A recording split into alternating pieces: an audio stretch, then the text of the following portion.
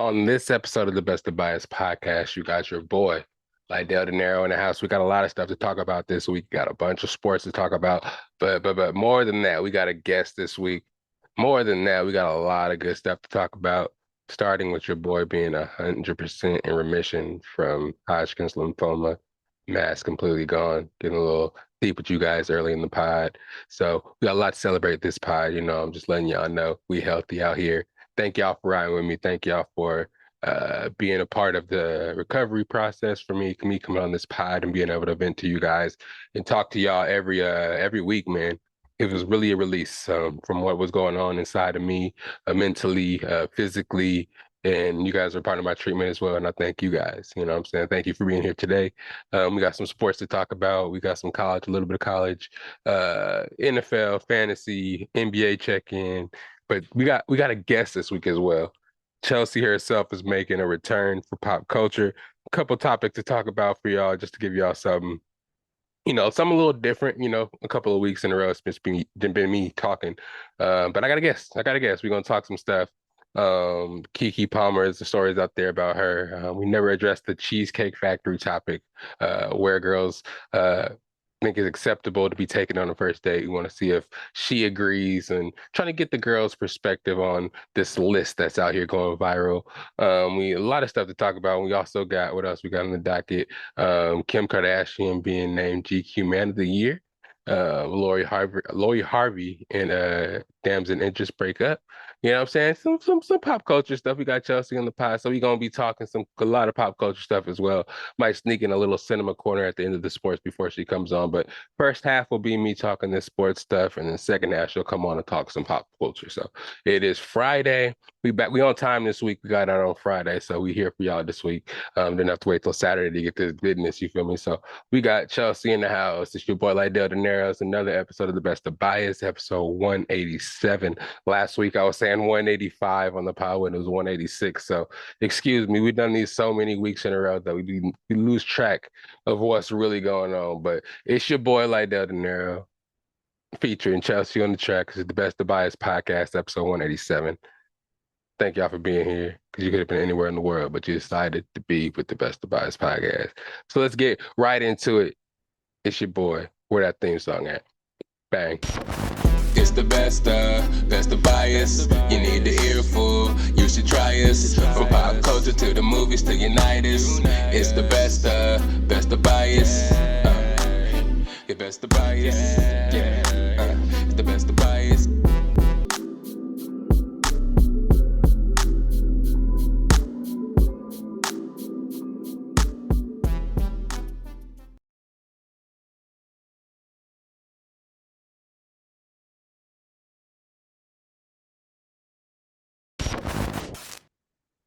What's going on, everybody? It's the kid. The kid is back in the building. It's Friday.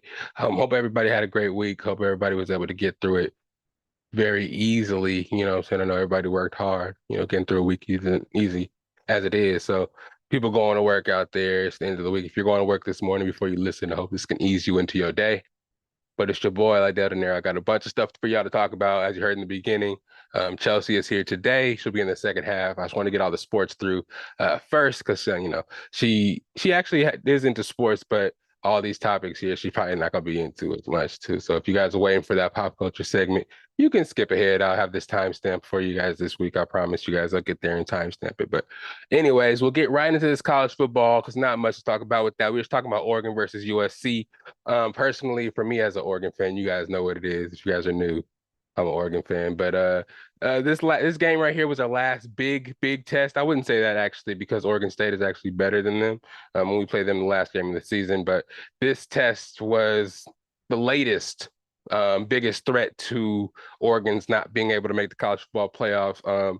We were playing USC in Autzen Stadium in Eugene. Caleb Williams was visiting. We know how electric he is on offense. We know how bad USC's defense is. So offensively, I kind of had a feeling we'd be able to go in there and kind of do whatever we wanted to do offensively as long as we kind of like executed the way we should. And we did. Second play of the game, Tez Johnson for like a 77-yard touchdown pass. we did let them score, I believe. I don't know if it was the first drive, but Caleb Williams was able to make plays happen with his legs. He's just like, a mini Patrick Mahomes out there just running, scrambling. Even if pressure got to him, he found a way to get out of it, make time for himself to get one of his receivers open and throw the ball downfield. So it took some really crucial stops from our defense to make USC stop scoring. The final score ended up being 36-27 Oregon. Offense for us was just clicking, so UFC wasn't able to stop it. So it kind of came down to usually what happens to USC as well. It's like the other team's offense does whatever they want, and then Caleb Williams has to wheel the team back. And Caleb is not able to do it all the time, and better teams are able to have enough offense to, put outplay him on offense. So Bo Nix, he went 23 of 31, 4 touchdown passes. Bucky Irving, our running back, 19 carries for 118 yards and a touchdown. Tez Johnson, 7 catches for 126 yards, 2 touchdowns. Troy Franklin, 2 catches for 147 yards and a touchdown. He had like an 87-yard touchdown pass. Bo was just throwing dimes out there and making it happen. Caleb Williams on the other side, 19 for 34, 291 yards, a touchdown and a rushing touchdown. He did all right. You know what I mean? Like I said, his offensive line held up okay, but our defense was getting to him. He had to make plays with his legs, outstanding plays. One play just kind of tossed it up to get a first down to his receiver, just doing outstanding stuff. But our defense once again showed that we are a unit to be reckoned with. Dan Lanning did a great job recruiting over the last couple of years. This is just his second year being with Oregon, coming from being the defensive coordinator out there in Georgia. He's doing a great job. Got some big boys up there, just doing what we needed, getting the players that we needed to get the type of players, big linemen, big defensive linemen, people that can, make a difference when it comes to playing teams that are outside the Pac-12 that actually have bigger linemen and bigger people to be able to deal with. Our offense is fast, quick, efficient, with Bo Nix being a fifth-year senior and being able to have all the experience, and he's able to, he's moving on all cylinders, and it's great to see. But yeah, that's just my weekly Oregon take. We got Arizona this week, Arizona State in the league play with Oregon State. Hopefully, we can get to the not the national championship game too, but more so the Washington. Excuse me, why am I keep tripping? Pac-12 championship game against Washington, a rematch of our only loss this season, lost by 3 again by a missed field goal. Washington has played everybody really close too. A lot of the teams that are way under them, they're ranked number 5 in the country, or ranked number 6, but they really do play down to their competition. Their defense doesn't look like anything that we can't handle. Their offense is just amazing with Michael Penix the third and all the receivers they have out there. The running backs weren't able to do much against us, but the receivers are nice. Jump balls are nice. Adunze, McMillan, Polk, all those guys are able to win 50-50 balls, and Penix is able to throw it there, get it to where they need to be, like putting the ball in perfect spot. So they're always able to outlast the other team scoring. And, if the other team makes one mistake and Washington gets the ball back, they're going to score. So that's what happened in the game they played against Utah this week. They beat Utah 35-28.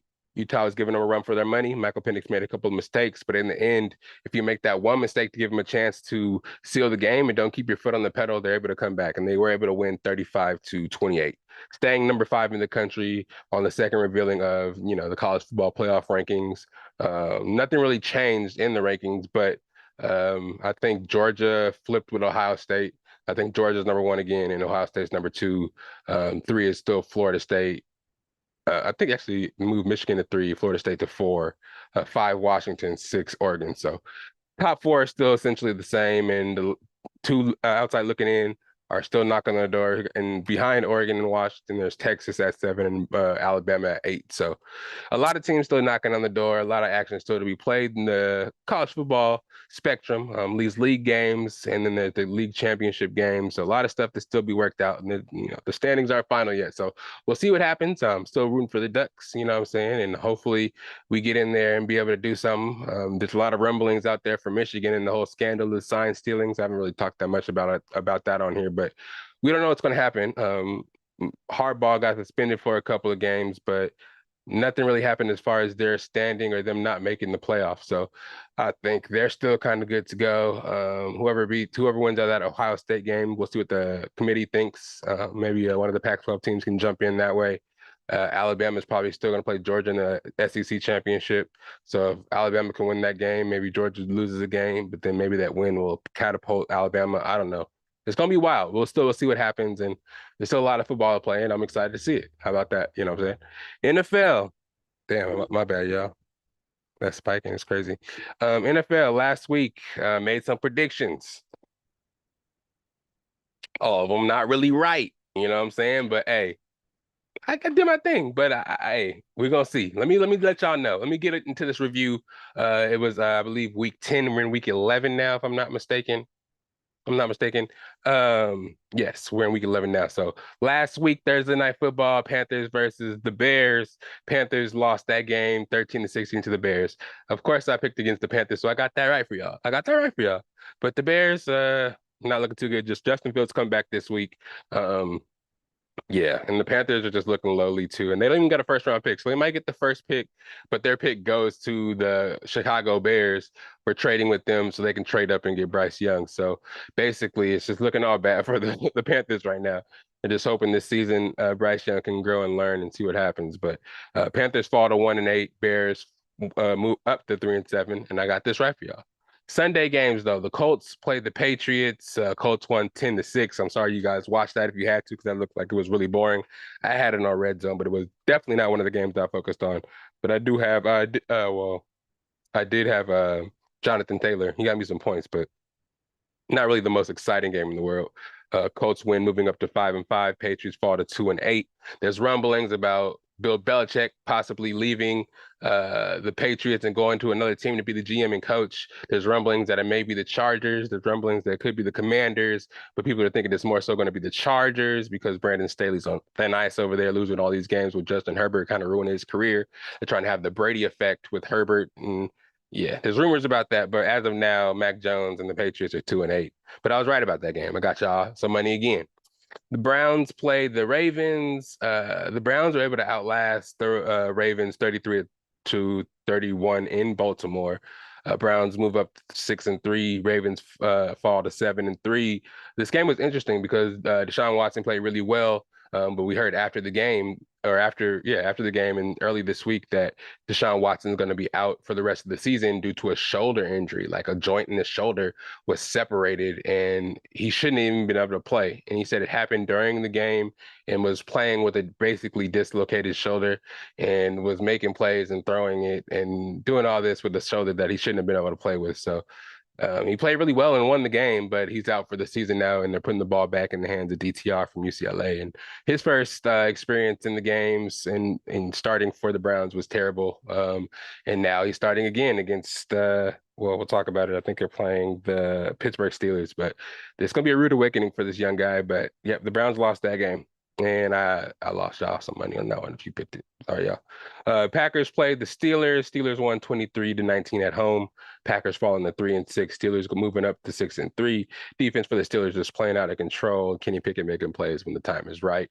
Just keeping them, tugging along and winning games. And it's kind of interesting to see how they can do that with their defense and doing winning games. Maybe it's coaching for us. The Buccaneers can't win games, but we'll get to the Buccaneers in a second.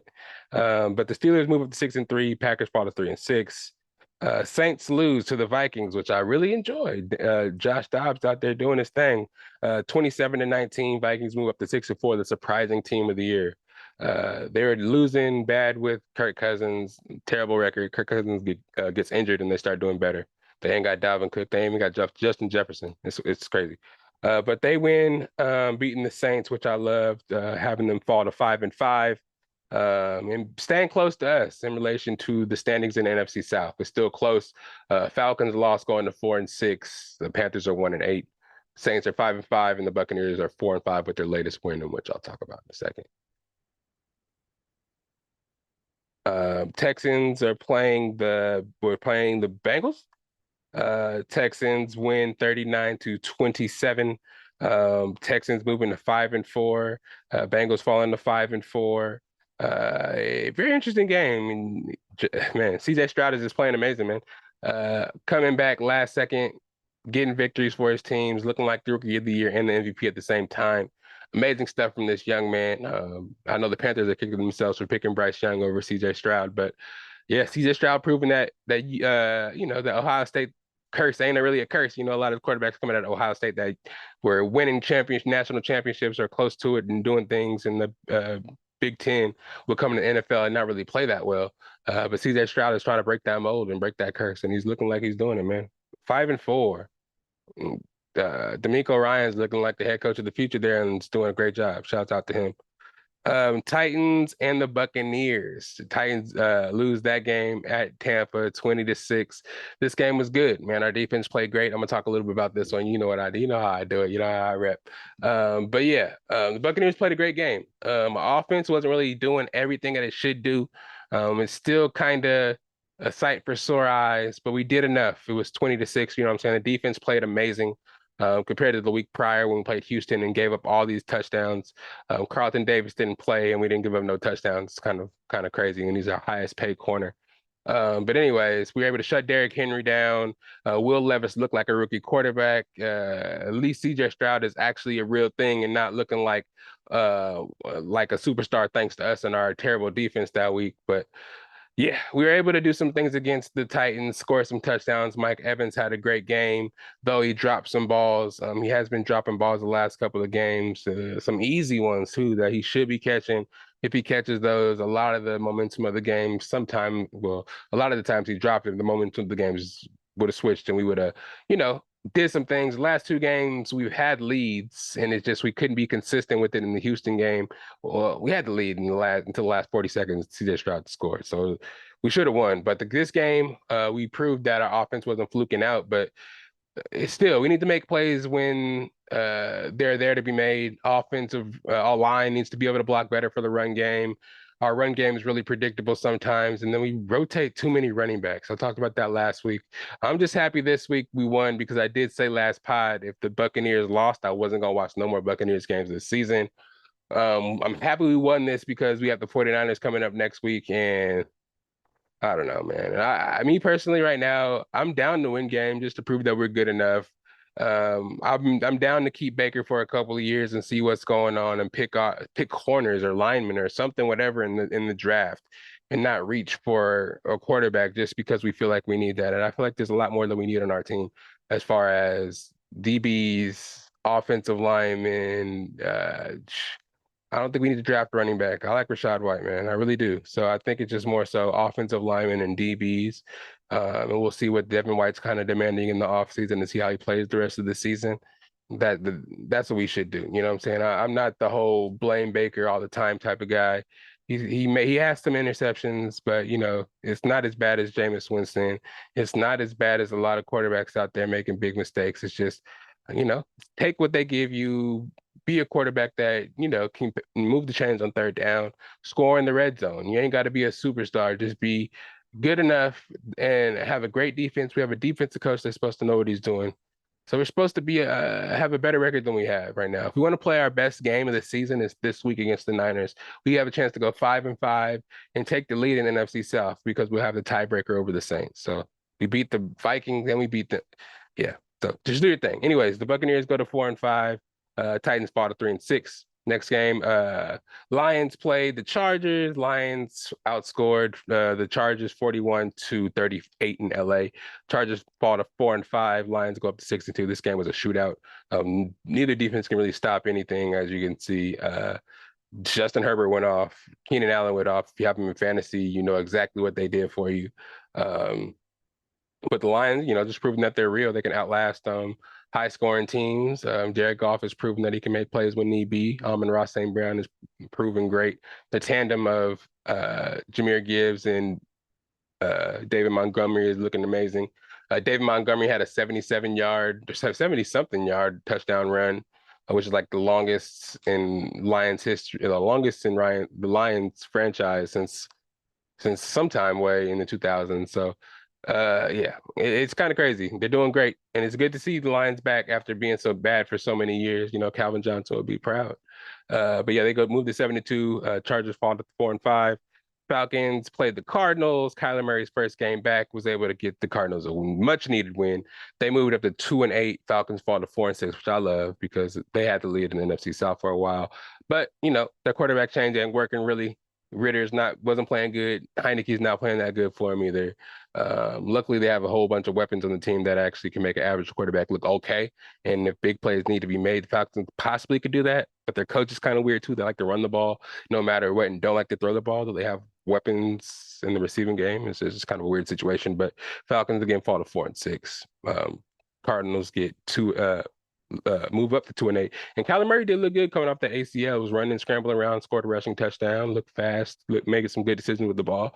So Connor comes back healthy. Hollywood Brown comes out here and does something. They can win some games. Though they don't really need to or want to because they want good draft picks and it's so far gone for their schedule right now. But I feel like if they don't intend to draft a quarterback, just play how you want to play, try to win some games. Maybe you can get in place to get Marvin Harrison Jr. or something like that, get a receiver. I don't know. Whatever the team needs, but I don't know. I feel like they should keep Kyler and think about it because you just paid him a whole bunch of money anyway. So, yeah, Cardinals won that game. Giants played the Cowboys. Cowboys won 49-17, demolished the Giants twice this year. Nuts. The Cowboys moved to 6-3. Giants are 2-8. Commanders played the Seahawks. Seahawks won, got back on the winning track. Winning 29-26, moving up to 6-3. Commanders are 4-6. And I forgot to say, I stopped telling you guys if I won your money or not, all the way back at the Packers. So Steelers, Packers, I picked the Steelers, and that's something y'all won. 49ers versus the Jaguars. Did I skip that game? I think I did. 49ers put a smacking on the Jaguars, made Trevor Lawrence look average. I watched that game and I was like, God damn, the Niners coming off that bye, they looking for blood and they did mess the Jaguars up and made them look really average. That's what really scares me about next week with Baker and the Bucks going into Levi Stadium and the 49ers still trying to look dominant because they lost three games in a row. So they still trying to smack everybody to prove that they're not as bad as they looked the last couple of weeks. So it's going to be interesting to see what happens. I'm nervous. I was going to go to the game. I'm hoping nobody hits me up and wants to go because yeah, it's not going to be pretty. I can already predict that. Oh yeah, but I picked the 49ers to win that game. Um, for the Saints and Vikings, I picked the Vikings, so I won y'all some money in that game. Texans, Bengals, I picked the Bengals because I was a little sour off last week and C.H. Stroud beating us, so I was wrong about that one. Buccaneers, Titans, I picked the Bucks, so we won that game, 20-6. There's a lot on the line, so I had to pick them because if we lost, I wasn't gonna watch anymore, so I just went out on my sword on that one. Chargers, Lions, I picked the Chargers. I'm like, oh, they only lost by 3. That was gonna be my upset of the week. But yeah, I didn't win y'all money on that one. Cardinals, Falcons, I picked the Cardinals, and by any means, they won. You feel me? My bias worked for all those NFC South games, just to let you know that right now. Giants and Cowboys, I picked the Cowboys, so I won your money in that one. Commander Seahawks, I won you money in that one. So my record is nice. Y'all keep listening to me, we're going to win some money together. You know what I'm saying? But just take it into consideration. I like to tell y'all, it's not gambling advice. It's not gambling. Well, I'm not telling you what to pick for gambling. You know what I'm saying? Just use the information at your own risk is what I'm trying to say. And sorry about my eyes right now. I'm a little tired for my visual listeners, for my people watching on YouTube. My audio guys, I look really tired right now. Long day, long day. Jets and the Raiders. I think I picked the Jets in this game. And the Raiders ended up winning this game, 16-12, just because they both had rookie quarterbacks. I thought, you know, Zach Wilson would be able to outduel Nate O'Connell, but I guess not. Raiders won 2 games in a row. They're 5-5 right now. Jets fall to 4-5. How are the Raiders better than us? It's nuts. But Monday night, I predicted the Jets, so I lost that one for y'all. Broncos and Bills. Bills lost 22-24, and I didn't pick the Broncos to win that. But the Broncos fall to 5-5, and the Broncos move up to 4-6. Russell Wilson's looking a little better. So they were looking bad at the beginning of the season. I was ready to give up on Russell Wilson. Sean Payton looked like Sean Payton was going to retire or something and go back to Fox. But now they're rolling a little bit. Beat some good teams. They beat the Chiefs. They beat the Bills now. And yeah, they're rocking and rolling. So don't count them out. Russell Wilson got something to say. That division's looking nuts right now. It's all wopsy, tipply-turvy. It's because the Broncos beat. I mean, I don't know if they're going to be able to win enough games to make the playoffs, but the Broncos beat a lot of the teams in their division right now. So the division records might be nice. Excuse me as I drink some water. I'm a little parched, but yeah, that was my last week's review for week 10. Let me see how many I got right for y'all. 1, 2, 3, 4, 5, 6, 7, 8. I got you guys 8 out of 1, 2, 3, 4, 5, 6, 7, 8, 9, 10, 11, 12. 8 out of 12. Not really well. I mean, it's not really the best when it comes down to like if you picked them on a slip or nothing like that. But you know what I'm saying? It's a little down week. I'll do better next week, but I have a really good record out here. You know what I'm saying? If you watch the last videos, I've been keeping it down, keeping me honest, you know what I'm saying? You would know that I'm pretty good out here. You know, I'm pretty good out here with this. But moving on, let's talk about week 11 and the spreads and who I predict, just so I can win y'all some more money this week. You know what I'm just saying? Again, not gambling. Just some advice for you if you are. But if you do want some money, Cash App somewhere over here, aka put my Cash App somewhere up there. Just hit me. You know what I'm saying? Just hit me with a couple dollars. I don't want a lot. You know, just something to say you appreciate me. That's it. Week 11, Thursday night we got Cincinnati versus Baltimore. That's playing right now. They playing right now. I don't know the score. So my prediction, when you guys listen tomorrow morning, um, this is just for real predictions right now. And I got the Ravens winning this game. They lost last game kind of in embarrassing fashion. So I think they come back and they're at home. So I think their win, the spread is 3.5. So I got them highlighted to win when I made this document. So don't hold me to that if you guys were like, oh, you cheated because it's Thursday when you recorded. Actually, you guys don't know that. Anyways, I just revealed myself.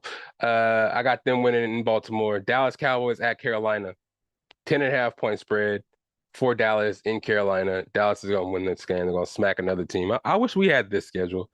Pittsburgh at Cleveland. Cleveland's favored by 4.5 points. I don't know how that's possible with well, maybe this was before the news that Watson was gonna be out. So maybe that changed. But either way, I was going to predict Pittsburgh to win. Yeah, even though PJ Walker has been winning some games for him, that PJ Walker ain't playing.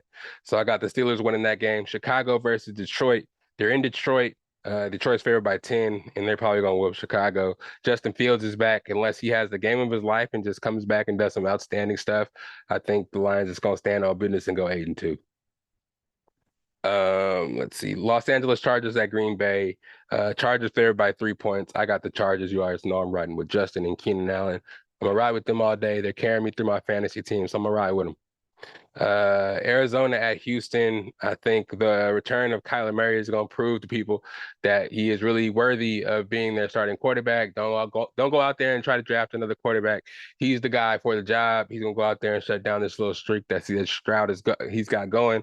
It's going to be a battle. It's going to be a good battle, interesting game. So I'm interested to see this game. But I got Arizona winning that game, even though the Texans are favored by 4 at home. Titans at Jacksonville. Jacksonville favored by 6.5, and I think the Jags win this game. They're going to try to come back and redeem themselves from last game. Last game, they played terribly against the 49ers. So many mistakes by Trevor Lawrence. Trevor Lawrence wants to redeem himself, so I think he comes back and gets this win. Miami coming off a bye, and thank Lord Tyreek is back for my fantasy team. Man, without him, I actually won last week, but still, it's so much more of a relief when I can win by 50 points when Tyreek Hill out here getting 30 and 40 points a week. But Miami's playing Vegas in Miami, favored by 12. I got Miami. They're nice and rested, and they're going to come back and do things. Washington Commanders are playing New York Giants at Washington. I got Washington in this game by 10 is the favorite, how much they're favored by. But still, I got Washington. Giants are looking terrible. Tampa at 49ers. I'm just not going to, I'm going to be realistic. Maybe this will motivate the Buccaneers. They're lucky I'm even watching this week because, man, last week, the 2 weeks ago, I was so mad. San Francisco is favored by 11 at home. I got the Bucks. I mean, I got the 49ers, but I hope the Bucks keep it really close and make the 49ers sweat a little bit. And if we can come out with an upset, I'll be hella happy about that, y'all. We can make it happen if you put your hearts and minds to it. New York Jets at Buffalo Bills. Bills favored by 7. I got the Bills. They're going to come back and try to, I mean, hey, the Jets could beat them because I think they already did week 1. But the Bills, if they don't want their team to completely collapse and crumble, they have to win this game, and they should do it because if they lose in front of their fans to another bad team, it's going to be nuts. But the Bills, I got the Bills even in their favor by 7. Seahawks at Rams. I don't know if Matthew Stafford is back, but the Rams are favored by 1, so maybe he is. If Matthew Stafford is back, I don't know. I haven't seen him play in a while. I think they're on a bye last week. It seemed like forever, but if Matthew Stafford is back, I might change this. If Matthew Stafford is back, I'm picking LA at home against the Seahawks to bring them back down to earth a little bit.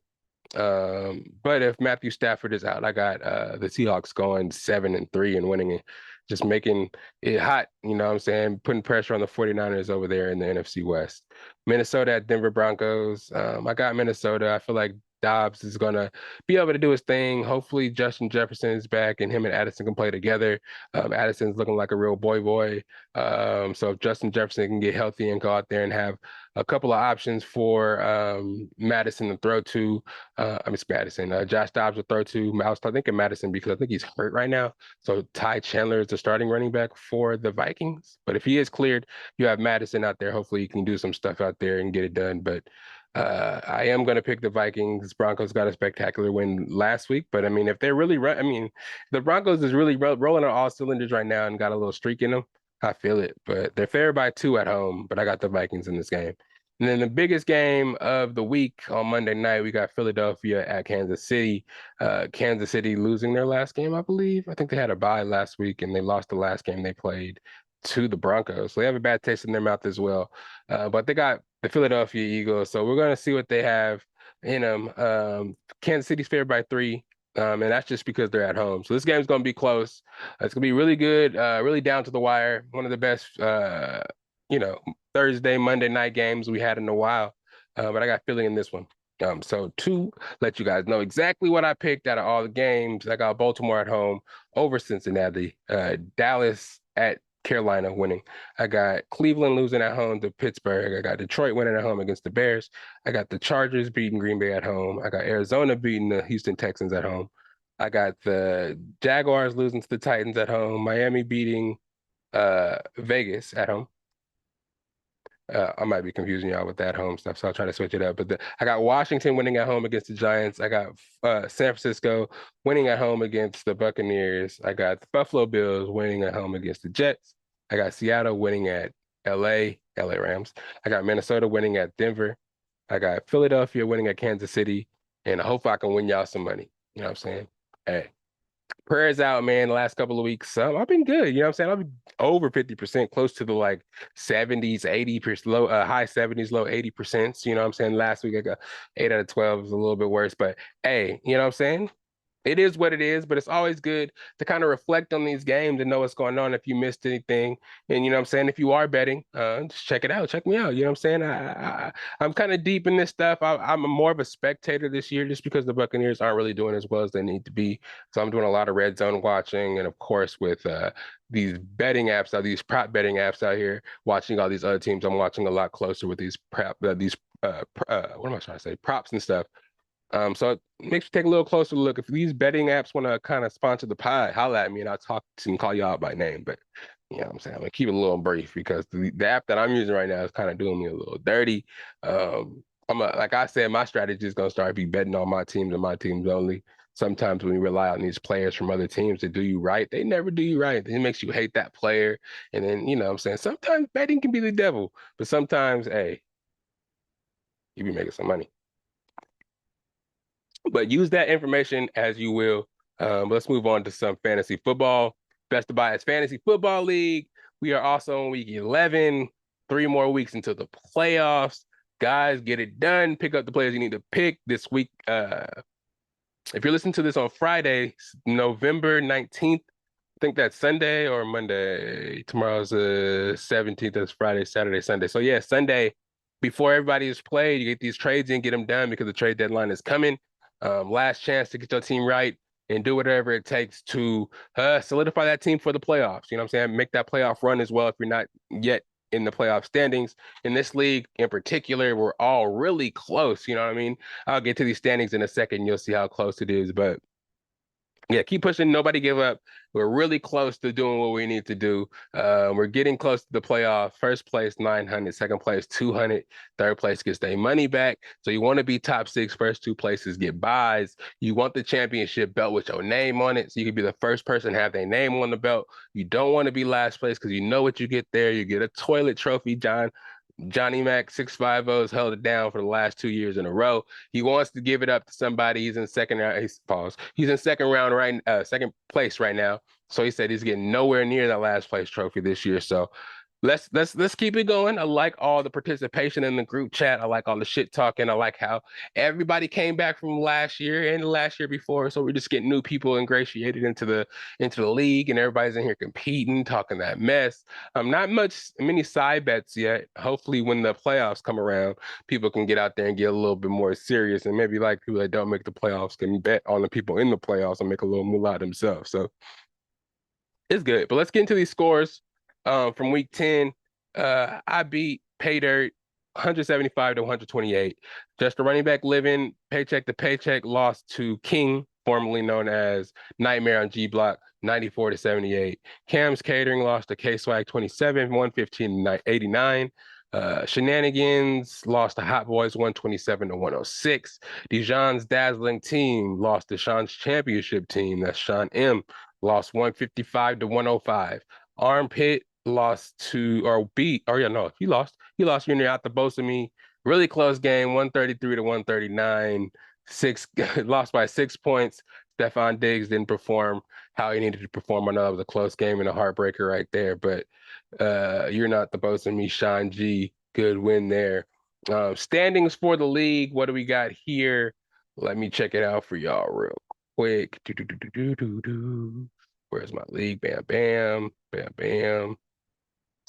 That's the wrong league. Boom, boom, boom, boom, boom, boom, boom, boom. So first place, you got me, of course, 73 or 73, 7-3. Second place, you got Hot Boys at 6-4. Third place, we got Armpits at 6-4. Fourth place, we got Cam's Catering at 6-4. Fifth place, we got Shenanigans at 5-5. Sixth place, we got Sean's Championship Team at 5-5. This is Sean M.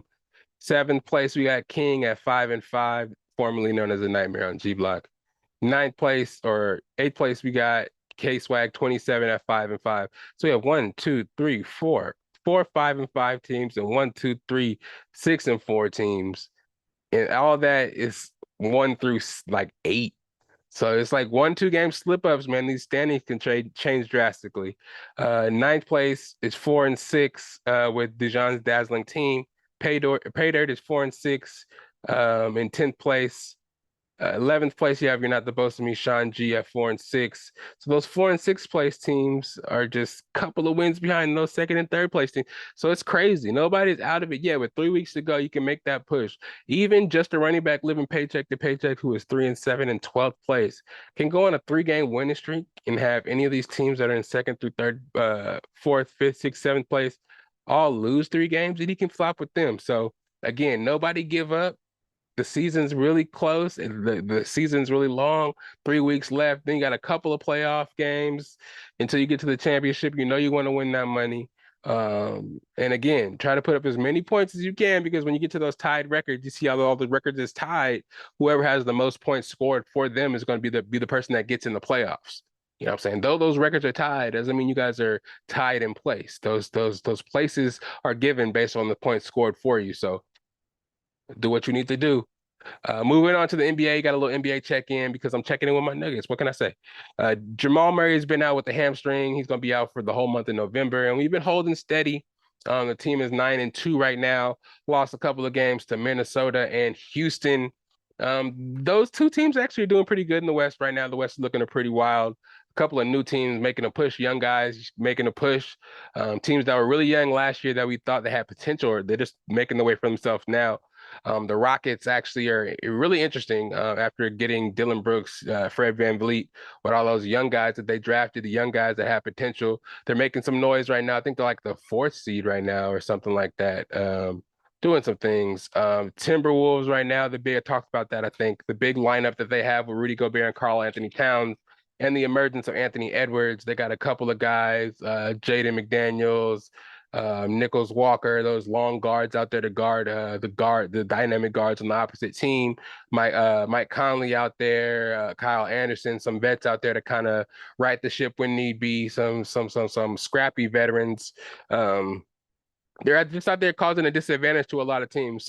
Most teams don't have one big, let alone 2 that can go out there and match up with them, letting Cat be able to be like the de facto power forward, and Rudy Gobert be a roaming center going out there and just causing havoc and causing havoc. If you guys seen recently, they did. The Warriors and the Minnesota Vikings, Minnesota Timberwolves went at it. Jaden McDaniels and Klay Thompson started off tearing each other's jerseys and pushing at each other, and they getting a big scrum. And then Rudy Gobert goes over seemingly to try to break up the fight and be peacemaker. Draymond Green runs across the court, puts Rudy Gobert in the choke hold of death. You know, the headlock of, you know what I'm saying, the insane Canseco, Jose Cans what am I even saying? The Captain Insano headlock and didn't let go. It was a big scrum, but Dre is like, you saw that pent up tension. You can tell he's been waiting to do that to Rudy Gobert for a long time. If you see the highlights, if you saw the highlights, you know exactly what I'm talking about. If you saw the game, it was wild because the score was 0-0. This was like in the first 2 seconds, 2 minutes of the game.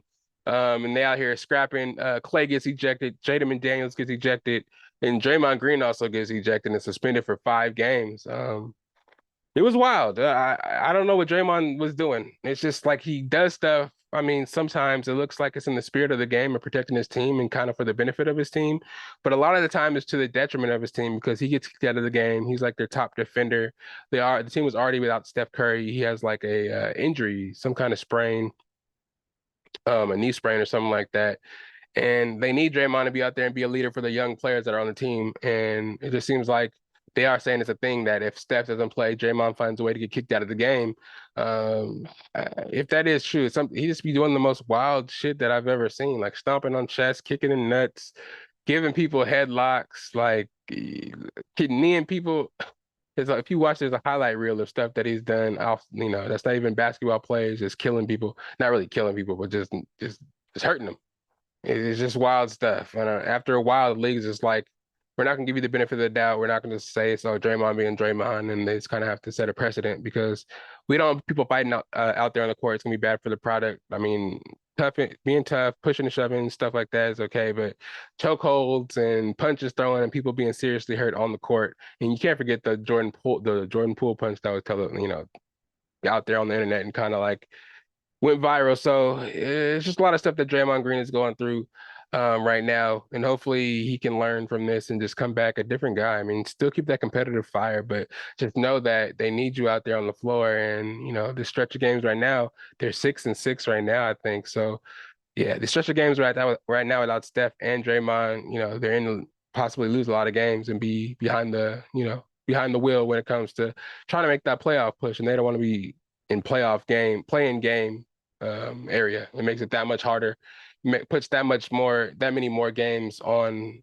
their bodies, the old bodies that they have over there, and it's just I don't know. This looks bad right now. But Nuggets, on the other hand, Jokic is doing great. A whole bunch of triple doubles. He already passed LeBron and Jason Kidd for all-time triple doubles, and he just always has outstanding numbers. You know what I'm saying? Though Jamal Murray is not playing right now, and though we're trying to find a second unit in our bench, try to get that right. Jokic is still holding us down. Multiple 30-point games, over 12 rebounds. He's just balling out there, almost a triple double every game. Defensively, he's getting better, tips and steals. Reactionary, he's just great. Being a floor leader, making anybody better around him, making the rookies better right now, which is needed because we need these games to practice before we get to the playoffs. Lord forbid any injuries or anything. I hope we make it to the playoffs. But right now, it's looking good. So when we do get there, hopefully these rookies and stuff that are getting extended minutes due to, one, us losing a couple of guys to free agency and Jamal Murray being hurt now. Reggie Jackson is doing amazing. KCP is doing amazing. Aaron Gordon is doing amazing. Jokic is doing amazing. MPJ is still kind of fighting himself. He's up and then he's down, and he's up, then he's down, but he is bored and getting a lot more rebounds using that size, playing better defense, still out of position sometimes and getting fouls when we don't need to foul. But he's learning, man. We're starting to trust him a lot more. He's starting to put up points, and this is a time for him with Jamal being now. He gets a lot more touches and a lot more chances to put up points and be that scorer we need with Jokic on the floor to make plays against teams while Jamal's out and just to warm up for the playoffs, just like the rookies. You know what I'm saying? He's not a rookie, you know what I'm saying? So he should play better than that, and he should play now. He's a champion now. So the time and waiting process is over. It's time for him to make that leap. Not too big of a leap because I don't want him getting that big head where it's like, okay, get me out of here type shit, because it has been. We've seen a couple players do that. And we don't want that to, you know, stick around and keep happening. Bones Highly didn't even get a championship ring because of the way that the team severed ties with him. So Bowl just kind of left. You know what I'm saying? We want our players to have potential. We have a great ass uh, recruiting team. Our GM, our president of basketball operations, is just amazing. He's out here doing all kinds of work. Sees the potential in all these players. Wants those experienced guys out of college, now playing no games. You know what I'm saying? 4-year guys. Tyson Hunter, Jalen Strother, uh, Julian Strother, excuse me, Jalen Pickett. All these guys, 4-year guys, have experience in big games in college. So we want them to learn in this 82 games before we get to the playoffs, and hopefully can transition seamlessly just because they know how to play team ball and play in college for so long. But again, a lot of surprising teams. I'm talking mostly in the West because we're paid most attention to. Thunder looking crazy with Chet coming back. Shy, almost averaging 30. Jalen Williams, J Dub out there balling. Lugens Dort always surprises me. That starting five is nice. If that bench can develop and they can get some more people with all those draft picks, yeah, if they can consolidate that, get some veterans maybe in there, come off the bench and run that second unit, they could be nice. You know what I'm saying? They could be forced to reckon with. Pelicans too. Prayers out to CJ McCollum with that collapsed lung, but when he gets back, if he comes back, him with BI, and if Zion stays healthy, Valanciunas, the boy Hawkins, I think he went to UConn. He's a shooter, man. He played against us, had a whole bunch of 3-pointers. He got a stroke. So they got a nice team over there too. Lakers kind of struggling right now. AD, he's on the rocks, man. We talked a lot about AD possibly being traded, or Damo talked about how he doesn't trust him being a Lakers fan, and it's starting to show, man. They had a back-to-back, though they beat the Grizzlies, and they beat them bad, so they should have had a lot of time to rest on the bench. I can't blame this loss. Um, I think it was the Kings. I can't really blame that on fatigue because you guys whooped them so bad. You should have been well rested. Though it's a back to back, you know what I'm saying? You should have still been able to do what you can do to beat, the Kings, because you want to be that team this year. You talk so big and bad and down on us, you know what I'm saying? How y'all was going to do something to us. And ever since that game y'all lost, it's just kind of been a downhill battle for y'all, or an uphill battle. Not talking shit, but it's just looking like you're wasting LeBron's um, year 38 year. I mean, year 38, not year 21, but 38 years of age. Um, yeah, if everybody don't want to play, because what I'm saying, Austin Reeves looking like he stole money. Hachi Moore, I don't know if he's coming off an injury, but it can't be LeBron every game. He can't do what he did last year. Bring y'all back every game. Even though he dealt with injuries, him and AD, but he's not gonna be able to do what he did last year. He needs everybody to contribute, and he's hoping AD was gonna make that leap. But again, he's playing soft and not playing good all the time, and it's still early. Like I said, it's a little check in. You know what I'm saying? I'm gonna keep checking in with the NBA to let y'all know, of course, about the Nuggets and of course about some stuff in the West. East wise, of course, the Celtics are the team to beat right now. Philadelphia, Tyrese Maxey had a 50 ball the other day. Him and Embiid together with Tobias Harris. They're flowing a lot better and look more of a complete team now. I think they're 2 seed. Boston was able to get back to the 1 seed at 9-2. But yeah, in the Bucks, I'm sure at 3 seed. But everybody under that, it's going to be a fight.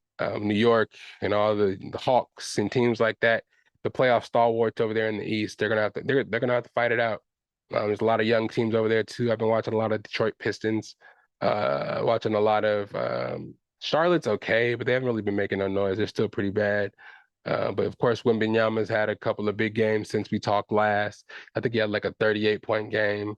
But he's off and on, man. He'll play great at one game and then he'll kind of fall back there at another game, but he's only like 19, so you can't really expect the world from him.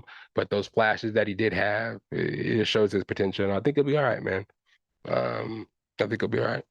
And that's about it for sports. But we're gonna talk a little bit about. I'm gonna get a little bit into cinema news. I gotta get Chelsea on here soon, and it's almost her time to be on. So, lastly, here before I get into the pop culture with her, but did y'all hear about the new casting for Mr. Fantastic Four? Fantastic Four.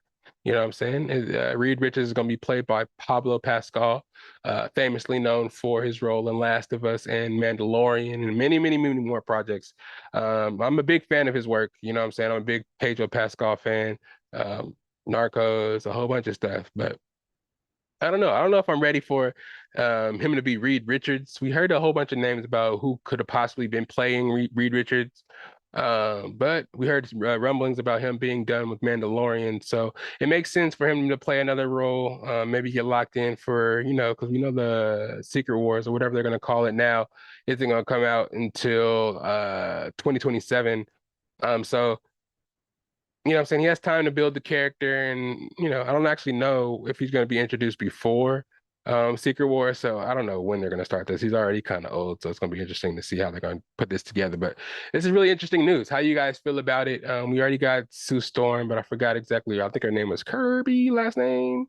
Um, yeah, we'll get more news as it comes and as more stuff gets official because until they really say it's official, like they did today with Pablo or yesterday with Pablo Pascal. I don't know if they're going to officially drop the rest of the cast, but I think they're going to drop it really soon. And when it does, you'll be well, I don't know if you hear from us first, but next Friday, we'll definitely have it for you because I think it's going to be dropping by next week and we'll know by next week for sure. I'm going to be on the scene at Comic-Con. Hopefully, you got some announcements there. Shit's getting really exciting, man. That SAG-AFTRA, the writers and the directors and the actors are all back for at least 3 years. So everybody's working, putting out stuff. They got that tentative agreement together. The details were just kind of iffy on surface. I don't really know too much about it. They didn't really push. I think the issue was more so using the actors and background actors CGI, using their likeness in films after they pass away and stuff without their consent and it being okay because it's like a digital copy and some stuff like that. The actors weren't okay with that, and I think that got diminished a little bit. AI wasn't eliminated completely from the contract because the studios are still going to be using AI. They said they still going to do that. Streaming residuals for the actors, yes. Health plans and stuff like that. Um, yeah, a lot of minor details. I feel like that'll come out um, more and more, and I'll let you guys know as well when we get back to Cinema Corner for next week. But Pablo Pascal as Mr. Fantastic Reed Richards. So we're gonna see what happens, man. A lot of news coming out. Look at the Instagram, check out that stuff for updates and news for new stuff that are coming out in MCU and Cinema Corner and stuff like that. Go see the Marvels. I haven't seen it yet. I do want to review it for you guys, but I don't know if I'm gonna see it in theaters, man. I've heard some bad reviews for it. I know I should support and give it a chance no matter what. But I heard it was if you saw it, if you haven't, you're waiting on a review to hear from me to go see it. I don't know if I'm gonna review that one. I'm sorry, guys, but I heard that the mid-credit scenes were kind of dope. Maybe I'll talk about it next week as well. Just give you guys some time to see it. I've watched some reviews and heard some stuff about it. I want to talk about it on AKA. So maybe we can get him on AKA, get him on next week to have another guest on, and maybe we can get him to talk about it or just talk about the rumblings and rumors. But I didn't see it. Damo saw it. The homie Ant saw it. And I heard it was wild. I heard a lot of the synopsis. I don't know. But with the ending of Loki, I get how personally, I don't think it tied in at all. Hearing what I heard about the end credit scenes and stuff like that, I did hear that they're setting up Young Avengers, and I did hear like Loki, I guess, opening up all these multiverses and all these different timelines allows characters that we loved in the X-Men universe to cross over. Okay, I'm gonna spoil it. I spoiled it. Mid-credit scene, we see the X-Men, and we think that they'll be able to cross over and come in, but we don't know when. Of course, we've got a whole bunch of lists of dates that are coming out from Marvel, and X-Men was nowhere to be found in there. Fantastic Four was nowhere to be found in there. So we don't know where we're actually getting these dates, but it's something to be excited about, I guess. Like I said, I'm 32 now, about to be 33. When Secret Wars comes out, they're planning to have it come out in 2027. But that's 4 years from now. I'm gonna be 36. Am I still gonna be interested in Marvel? Are they gonna play me so much that I can fully convert it over to DCU? Who knows? Who knows, man? But shouts out to Pedro. That's racist of me. I'm sorry, y'all. Shouts out to Pedro for getting more work. Shouts out him for not being down in the dumps and being depressed after he got dropped, or I don't know if he just got dropped or just he walked away or this mutual understanding. But Last of Us, I know he's probably working on that for the next season, and then this is gonna be big for him too. So shouts out him. Let's get to a commercial break, and when we come back, we'll have Chelsea here. Talk about some pop culture. Got a lot of topics to talk about her and just check in with her. You know what I'm saying? It's the Best of Bias podcast. Happy Friday. Hope everybody's having a good one. And we're going to talk about some more stuff. We'll be right back. Yeah. Podcast. You got your boy in the building today. How y'all feeling? Hope you feeling some type of way. Hope you're feeling ready for a podcast. It's the Best of Bias, and it's gonna last forever, forever. Welcome back. It's the Best of Bias podcast, and look who you have in the building. I told you guys she was gonna make a return. They've been asking for you. People were like, "Where the guests at? Where Chelsea at?" You said she's coming soon, and then I delay it more, and it's just me talking about sports and shit, the stuff that people don't really care about all the time. They want to hear about the pop culture stuff, and they want to hear from your mouth. How you doing today? How are you? Welcome back. I am great. Thank you for having me. I Yeah, of am great. course. Anytime. Again, the people love you. All your videos get the highest amount of views. So whenever you're on, people are like, hey, let's tune in and check it out. So let's get right to it. We got some pop culture topics for the day. We're gonna start with a little kind of sporty stuff because I know you're a hockey person. So we're gonna start with that and then get into some stuff that's out here going viral about some dating topics that we need some answers for as a Best of Bias family. But let's start with this hockey tragedy. I'm gonna actually get a little somber on you. I'm sorry. Hockey player Adam Johnson for the Nottingham Panthers tragically dies in a game after being kicked in the neck by let's see what his last name is. Matt Pettigrave. Mhm. It was a weird ass play. I'm not really like a hockey person. This is one of the things that scares me the most about hockey, possibly being kicked in the neck by this blade. This player kicks his leg up and kicks under the player's neck, Mr. Adam Johnson, rest in peace. And he bled out like on the ice in front of everybody and I just did. it was nuts. Let me know. Was this a dirty play? He got arrested eventually for manslaughter. Hockey is new to me. Why is his foot all the way up there? Is that legal? Why is that even a thing? So legal, no. Now, do I think it was intentional? I watched the play multiple times. I don't find it to be intentional because if you were going to intentionally do something like that, doing it in an arena full of people Shit. uh, is not something I feel like you would go about it in that way. Given it may have been that I can't speak for him, but I feel like he could have lost control, whatever the case may be. But I don't find it to be intentional. In hockey, I've never seen it be intentional where somebody kicks their leg up like that. It could have been a falling, he didn't know how to catch himself, or like his body may have just flung in a certain type of way. But that Huh. realistically, that is the danger, I guess, of playing hockey. It's like the blades are sharp, there are skates out Fuck there, you yeah. could fall in any type of way. Yeah. And that doesn't happen a lot. People don't get cut by blades a lot. Shit. Not definitely not like that. No. But when I saw the clip, it was like instant blood Like everywhere. what Like as he was getting pulled off the ice too, you just see the the blood trail just of blood. blood everywhere, which given like had to have been a lot, but looked like 20 times more because when it spreads out on the ice. But I've never, in my experience, my dad raised me as a Sharks fan since I was a kid. It's what I watched as a baby. But honestly, I've never seen something where somebody has intentionally done anything like that. So I think the arrest in general may be a slight bit of like manslaughter is the best that could happen, the best scenario that can happen. Right. But Yeah. I don't know how somebody would make that case that it was even that because it is a hazard of the job of the game. Fuck that, yo. Fuck And that. it was bad. And the video, I watched it a couple of times. It was pretty gruesome, Oh my honestly. God. Um, but it was like a split second. So it's not like something where like you can't necessarily like it's like in any sport when you fall, you can't always control every limb. Yeah. This happens to be in hockey, you're more aware of the situation.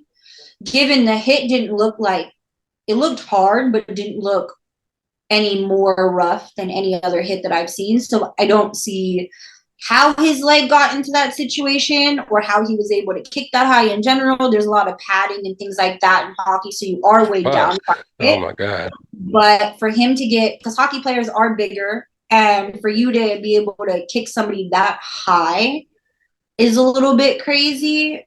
but also, again, in a public setting like that, I don't believe that it was necessarily intentional. I feel that. I feel that. He's getting the hockey guy, Mr. Matthew Pettigrave, is getting what's his name? What's the dude that shot somebody on the set of his movie recently and got manslaughter for that? Baldwin. Alec Baldwin. There we Yeah.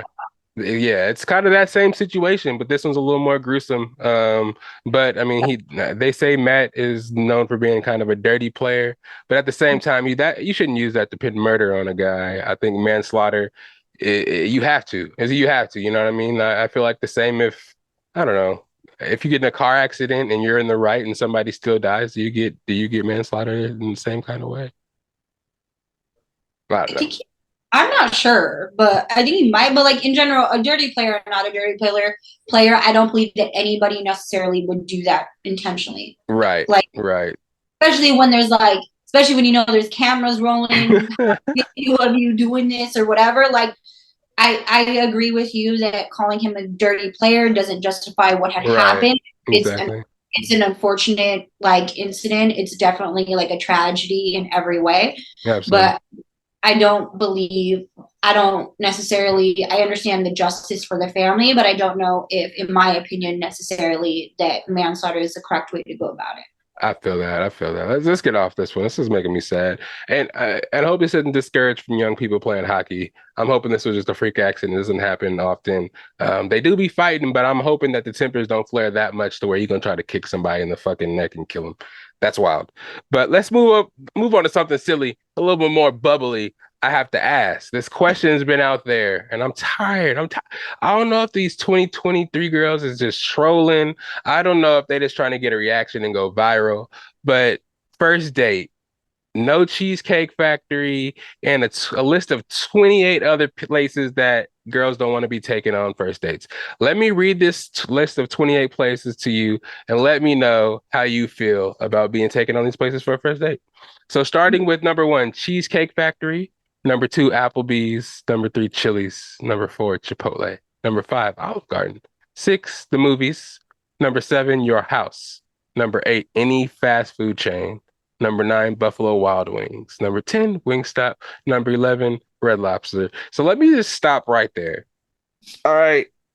This eliminates a lot. So what about if you don't have a lot of money and you're just trying to do a little something, something? What if you're in like high school and you trying to get out and do a little something, take this little hottie, you know what I'm saying? You got the courage to ask them on a first date. Let's go to the movies. Let's go to Chipotle on our lunch and just go out there and hang out and then come back to school. I'll buy you Chipotle. You know what I'm saying? This is my first, you know what I'm saying? What about cheese? First of all, for Cheesecake Factory to be number one, I'm let me let you step in here. I'm just talking. Go ahead. How do you feel I about mean, this list really, so far? I feel like one, Cheesecake Factory is probably the easiest way to go on a first date because they got a little bit of everything. Yeah, So yeah. somebody saying no, I like in my opinion at least, I feel like it's a little like too much for you to say like you can't take me to A, B, C, or D. I feel like be glad they take you outside. They could hide you inside and you could be legitimately a whole sneaky link. Be glad they're taking you outside at this point. Exactly. And Exactly. I feel like nowadays, a lot of women, because of what they see on social media and things like that, they believe that they need to go get wine and dine or be at the most expensive place and things like that. But like for you to say you have to take me to like say a place that's gonna cost you $200 at least or whatever, I feel Yeah. like that means that you're not actually interested in that man because you know their financial situation. What if they can't afford to take you to those type of places, but they want to take you somewhere else? And realistically, cheesecake with some drinks comes out to like over $100. You know what I mean? So like, what if somebody don't have it like that? For you to sit there and tell somebody you have to have this, or that to be able to take me out means that, in my opinion, one, you think too highly of yourself Yeah. because you'll eat cheesecake by yourself, and with your Hell girl, yeah. Hell yeah. you won't let them take you out to fast food like In and Out or something. You buy In and Out on your own, so what it matter? At the end of the day, it's more so saying that you, in my opinion, you don't like that dude and you're just trying to get a free meal. And realistically for me, even when I've been asked out on dates, even if they are fancy places or not fancy places, if I'm not interested, I say no. Exactly. Because if I wanted it, buy it myself. I'll take care of it myself. I'll take myself out to eat. It's not that serious. It's more screaming broke bitch to me than it's screaming anything else, to be honest. And like you're just trying to get a free meal out of somebody, which is wrong. And also, fellas, don't take this lightly and just think you can just take girls anywhere and disrespect the grace they're giving you of going on that first date in the first place. So you do want to represent yourself well. We're just saying that when it comes down to you not being able to afford these places and you're not able to take, the girl or guy, whoever, on this upscale first date, it's just girls, some of this shit is nuts. I understand some of the stuff in the middle, like it's Chipotle. You don't really necessarily want to go on the first date. If you're in high school, like I said, yeah, maybe. Unless it's a fly ass Chipotle at like some kind of dope ass area that you guys go for some reason. I don't know. And you want to save money. You guys don't want to spend money inside of Disneyland or something. So y'all go to Chipotle and just eat something real quick before we you know what I'm saying? A little something, something. Let me continue this list and say some more of these real quick. Red Lobster at number 11, 12, a buffet, 13, IHOP, I get it. 14, Denny's, I get it. The gym, I don't know. Some people that are into the gym, hella like that, would love a date to go to the gym. You know what I'm saying? My first date at the gym, because then at least I know you're not lazy and you're not just not doing nothing. Like I want to see what you're working with. If you're talking all this about going to the gym, I want to see how that rocks out. So I don't mind that necessarily. I mean, given like taking me to McDonald's or Burger King as a first date at my big old age, I may be like, what's happening? But even if I get the first date at somebody's house also, to be honest, because that just means you're looking for one thing one way or another. Like you said, IHOP, I get that as well.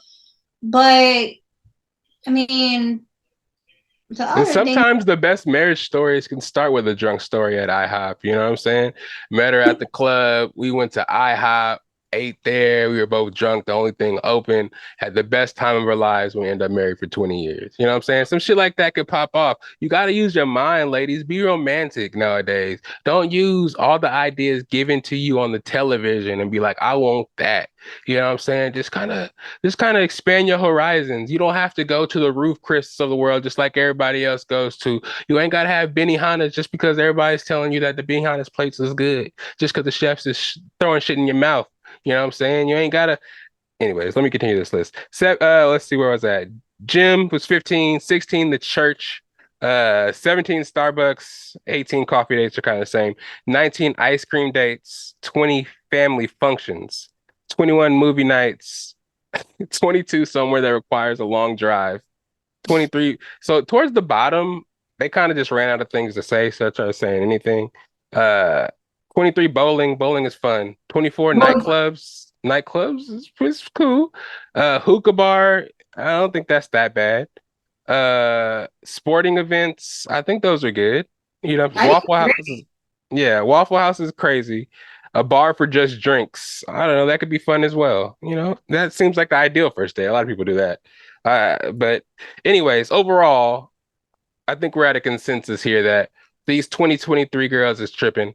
I don't know if you fit the mold of these 2023 girls in that mind state, but I've been seeing a lot of videos out here. Have you seen the ones about how much you think your man should make a year for you to have to date him? Have you seen those kind of shits? And people are saying $100,000.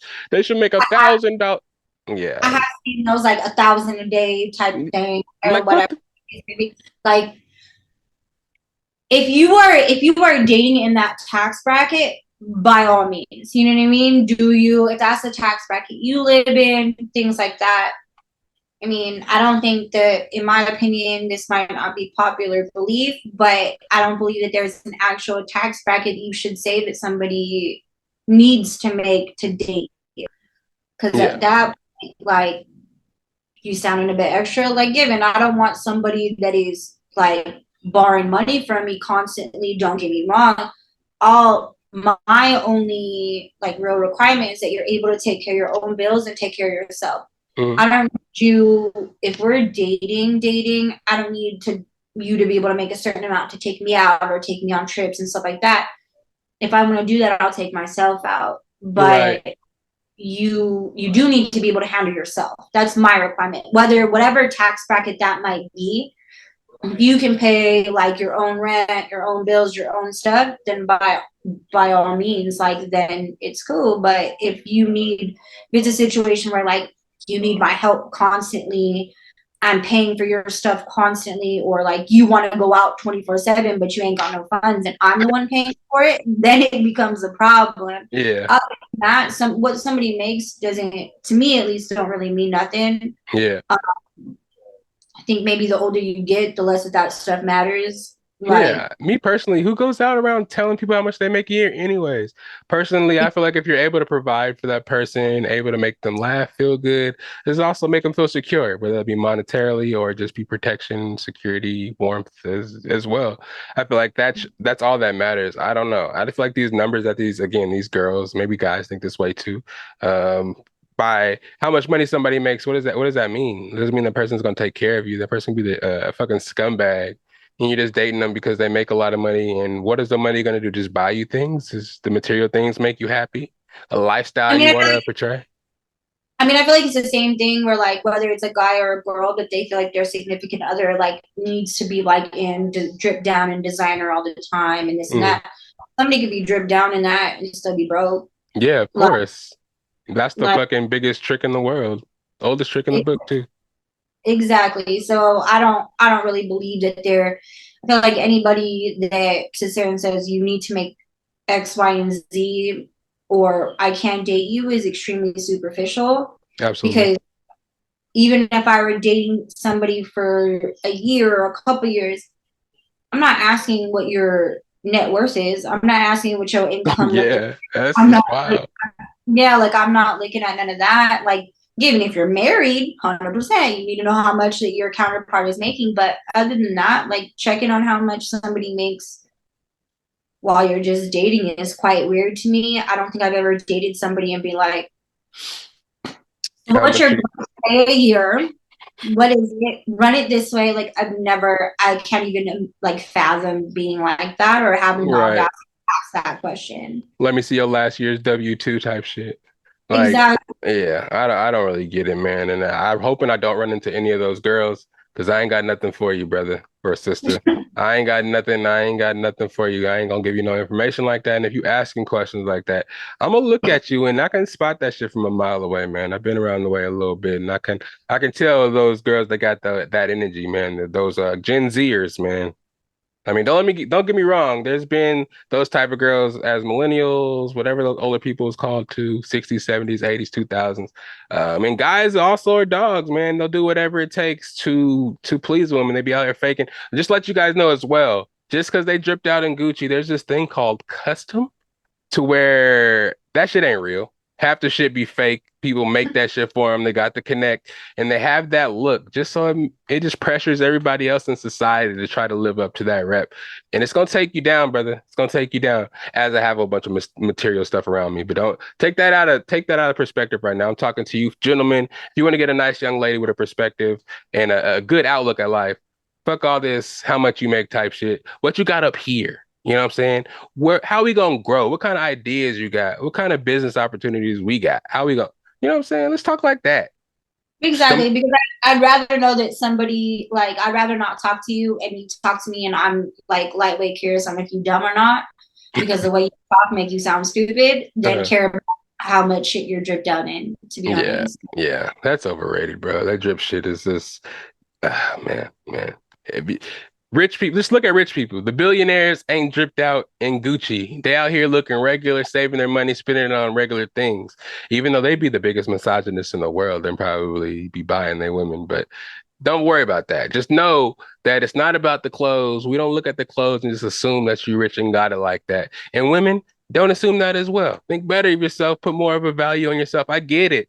You want, there's self perspective and you want your partner to not be no lazy, good for nothing person. But say that and not just put some imaginary number. And I know every woman has a worth. And of course, there's a worth. Of course, we're not saying you're worthless, but I don't see no woman saying, oh, this guy needs to make $1 million a year. I don't know who you are or what you think you got. but it ain't Yeah, that. all that. It ain't that. But moving on, let's talk a little Keke Palmer and Darius Jackson. This is in the news a lot right now. We saw it back, I don't know, it was maybe a couple months ago. Keke Palmer was at an Usher show. She was looking nice, a little see-through stuff. Some people say it was a little extra. Some people say it's fine. Vegas, party night, girls' night, Usher concert. Usher walks up, serenades her. She has a boyfriend, just had a baby. Boyfriend watching the baby at home, hating. She shouldn't be dressed like that. She should be doing this at the concert, hating because she's all over social media being serenaded by Usher. All this stuff spills over. We think that he's overreacting, blah blah blah. They're gonna, she gonna go home. They'll talk it out and it'll all be done. Nope. Next thing you know, we hear that she's filing for sole custody of the kids and trying to take them away from the dad, and we don't know really why. But as we look into the story, Darius Jackson, very, very abusive. He has some exes that he was abusive to. Stories coming out that he's very abusive to Keke Palmer. So this is the justification for her trying to get away from the guy. Social media is not really doing a good job of putting out the true story, but they are making a spectacle out of this situation. How do you feel? Have you heard about it? And what do you think? I have heard about it. Now, in the beginning, I do think that one, he was being quite extra with his tweets about like, you're a mother, you shouldn't dress like this, whatever. Because definitely videos surfaced of either she was pregnant or had just finished, like just had the baby. But he's posting literally her ass, talking about this is what babies do to you, Oh and it was man. being super cakey. So if your problem is that she's wearing like a dress that happens to be like a thong or cheeky underneath and it's like it's sheer over, you shouldn't really care because on your story they had already screen Right. recorded you, screenshotted you talking about look what babies can do to you. So if your problem is her ass being out, that's really not valid anymore. I don't understand why everybody's tripping off Usher serenading people. Like, I mean, it is what it is. He was the only person that seemed to like really trip out like that, Exactly. even though it Yeah. did become a subject. Now the abuse and like the taking kid away, like allegations. I don't know. It's here and there. I mean, I've seen videos. I don't believe you should ever always fully believe somebody else unless you get the other side of the story. But from the videos and the screenshots that had surfaced of like her jumping on the couch, things like that, he claims he was trying to get her phone. She claims he was trying to abuse her. Like if it was enough for her lawyers, given she's been making money since she was a kid, Mm. so if it came enough to her lawyers being like, you have a valid case, let's go for it. Something had to be To be happening. really honest, it had, in my opinion, it had to be something valid enough for them to feel like they're gonna put their name on it or they're willing to sacrifice her good name to bring Yeah. things to light. Yeah. So now I also saw the video of like or the clip of the mom, like Keke Palmer's mom, threatening to shoot him in the head, things like Yeah. that. Whether he obtained that illegally or not, still in that situation, not the right thing to say, you know what I mean, one way or another. Right. But I mean, from my experience, like everybody says, like you can notice Keke Palmer ain't been in no extra messiness or anything like that till she had a baby. Right. And Yeah. and if he has exes that are corroborating that story, You know, there gotta it's call a spade a spade. yeah, Yeah. exactly. Like there's no way not to connect the two. Yeah. But So I mean, weird thing though. That phone call, Usher was catching strays. I don't know why Mama had to go out and say Usher's gay guys. Usher is not true. flirting with her. Usher They likes men. Like, come on now. Come on. like they threw shade at Usher for absolutely no reason. He serenaded females on every one of his shows in Vegas.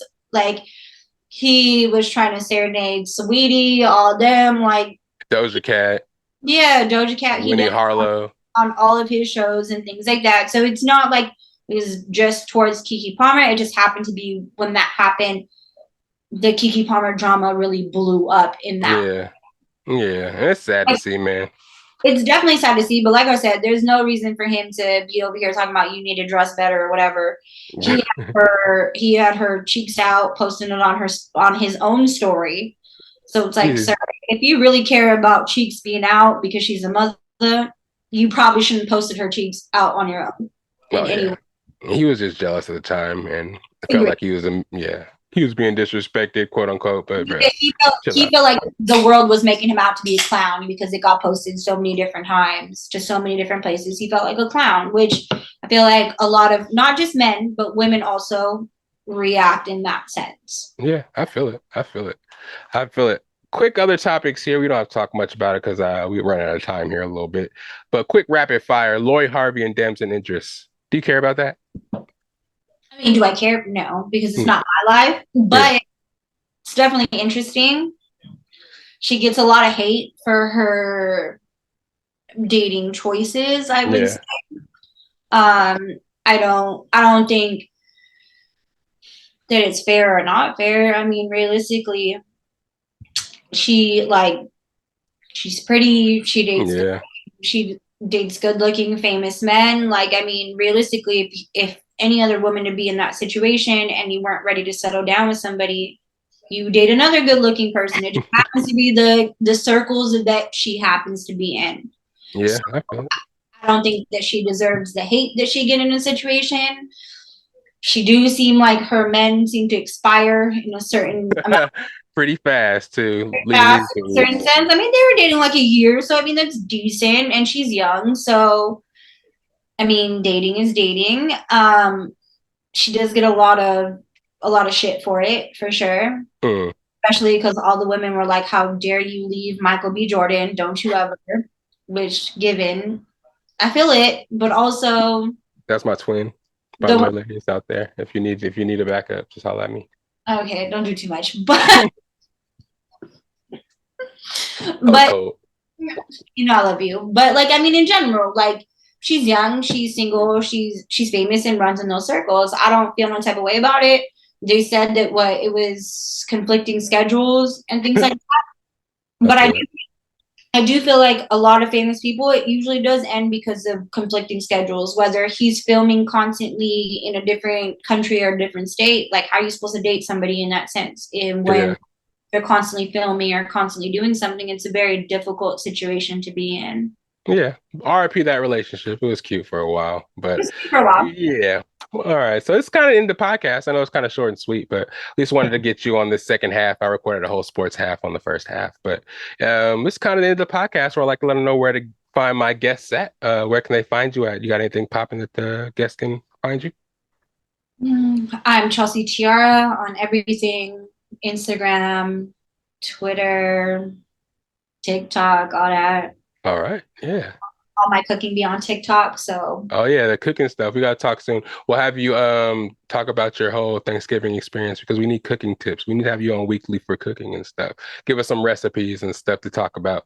We need some of that. If you want to give away some of your sauce, that is. You I know. got just let me know what you want and I'll give you the recipe to it. Hell yeah, hell yeah. But you know where to find your boy at is SAC_Lydell on Instagram, Patrick_Lydell. On what is that? The Snapchat? You feel me? Yeah, on that. If you're looking for anything in the podcast, best to buy us on the internet. You look on the YouTube, you got almost 200 videos. This is episode 187. So we doing big things, man. 4 years in the works. You already know. New merch always available: hats, bucket hats, beanies, all that, yada yada yada. T-shirts and shit too. You see the new one with the little thunderbolt on the side. You already see what I'm rocking. But yeah, again, thank you guys for helping me and being my release through this whole situation. Again, I am in 100% remission from my Hodgkin's lymphoma. So I just want to make that shout out to everybody. And man, again, every week was, great coming out here on the pod, just letting you guys know about my life and how I was feeling and about just talk about pop culture and sports and stuff. And thank you guys for allowing me to do so and vent for y'all just for all these 6, 7, 8, 9, 10, however long it was. It's just been a long journey. And I love all y'all, man. And Chelsea, thank you for being on the podcast where I could announce that. I announced it in the opening and shit like that. So, yeah, like I always like to say, you could have been anywhere in the world, but you clicked on this podcast right here. Happy Friday. Chelsea, thank you. Love you, best friend. And we gonna be here next week. Check us out every Friday, sometime Saturday. We don't know when we're gonna drop, but we're gonna drop. We know that. It's the Best of Bias podcast, and we out of here. Later. Best of Bias. You need the earful. You should try us. From pop culture to the movies to Unitas. It's the best of Bias. The best of Bias. Yeah. It's the best of Bias.